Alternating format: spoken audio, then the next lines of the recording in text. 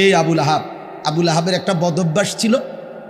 নবীজি যেখানেই কাউকে কালেমার দাওয়াত দিতেন, মানে কাউরে ইসলাম বুঝাইতেছে মনে করেন, হে পিছন থেকে একটু দূরের থেকে ওর দিকে তাকাইয়া কইতো, সাবধান, ধরা খাইও না, একবারে মারা রইবা, আর বিড়ি খেতে পারতা না। ইতান শুনলে সিটারি যে করতে এত সুন্দর, ইডিহার করতে পারতা না। রেডি সাউন্ড, নাটক সাউন্ড, সিনেমা সাউন্ড, এটি সব ছেড়ে দিতে হইব এই মৌলবীর কথা শুনলে। হ্যাঁ, মানে বলতো না না।